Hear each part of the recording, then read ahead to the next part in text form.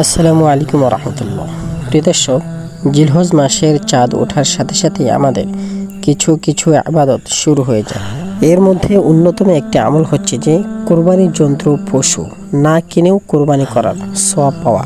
সেটি হচ্ছে যে চুল, নখ বা শরীরের অন্যান্য গোপন অঙ্গের লোম কাটার উপরে ভিত্তি করে। প্রিয় দর্শক, আমরা অনেকেই জিজ্ঞাসা করে থাকি যে শরীরের নখ ইত্যাদি না কাটলে কোরবানির নামাজ পড়ে এসে যদি কাটে তাহলে কি কোরবানি করার সওয়াব পাওয়া যাবে, বা এটি কি যারা কোরবানি করবে শুধু তাদের জন্য করা প্রয়োজন, নাকি অন্যান্য ব্যক্তি যারা রয়েছে যারা কোরবানি করতে পারছেন না তাদের জন্য করা প্রয়োজন, কোরবানি যারা করবে তাদের জন্য কি করা বাধ্যতামূলক, বা কি বিষয়টি আমরা বিস্তারিত জানবো ইনশাআল্লাহ। প্রিয় দর্শক, এই বিষয়টিকে আমরা দুইটি হাদিসের মাধ্যমে দুইটি ভাগ করে নেব। প্রথমে আমরা জানবো যে যারা কোরবানি করবেন বলে নিয়ত করেছেন তাদের ক্ষেত্রে নবী করিম সাল্লাল্লাহু আলাইহি সাল্লাম হাদিসে মুবারকের মধ্যে কি বলেছেন। উম্মে সালমা রাদিয়াল্লাহু তাআলা আনহা বলেন যে নবী করিম সাল্লাল্লাহু আলাইহি সাল্লাম ইরশাদ করেছেন, তোমরা যারা কোরবানি করার জন্য নিয়ত করেছো, অর্থাৎ যারা কোরবানি করবে তারা জিলহজ মাসের চাঁদ ওঠার সাথে সাথে হাত, পায়ের নখ ইত্যাদি কাটা বন্ধ করে দেবে। তোমরা এগুলো কাটবে কোরবানি সম্পন্ন করার পর। সহিহ মুসলিম হাদিস নং 1977।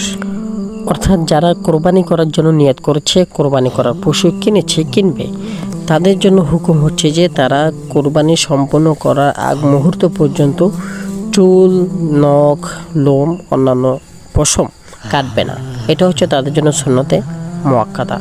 এটি কোনো ফরজ বা বড় ওয়াজিবের বিষয় নয়। এটি না করলে যে বড় গুনাহ হবে বিষয়টি এরকম নয়, না করলে যে কোরবানি হবে না বিষয়টি এরকমও নয়। প্রিয় দর্শক, এখন আসুন আমরা দ্বিতীয় পাঠ অর্থাৎ দ্বিতীয় হাদিসটি জানবো, যেখানে নবী করিম সাল্লাল্লাহু আলাইহি সাল্লাম বলেছেন যে যারা কোরবানি দেয়নি, দিতে পারে না, দিতে পারবে না, সামর্থ্য নেই, তাদের কোরবানি করার সওয়াব মিলবে কিভাবে, তারা কোরবানি করার সওয়াব পাবে কিভাবে, এই বিষয়টি আমরা হাদিসের মাধ্যমে জানবো। হযরতে আমর রাদিয়াল্লাহু তাআলা আনহু থেকে বর্ণিত, তিনি বলেন যে নবী করিম সাল্লাল্লাহু আলাইহি সাল্লাম বলেছেন যে আমাকে কোরবানির দিনে পশু জবাই করার হুকুম দিয়েছেন।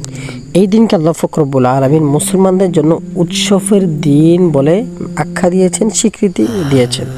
তখন এক ব্যক্তি উঠে বলল যে ইয়া রাসূলুল্লাহ, আমার কাছে একটি মালিহা আছে, অর্থাৎ এরকম একটি উট আছে যে উটটি অন্যের যেটি দুধ দেয়, এখন আমি কি কোরবানি করব?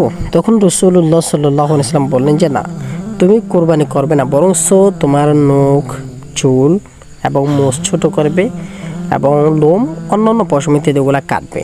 সাথে বলেছেন যে মোষ ছোট করার কথা, মোষ ছোট করবে, মোষকে ডাইরেক্ট ব্লেড দিয়ে ক্লিন করে ফেলবে।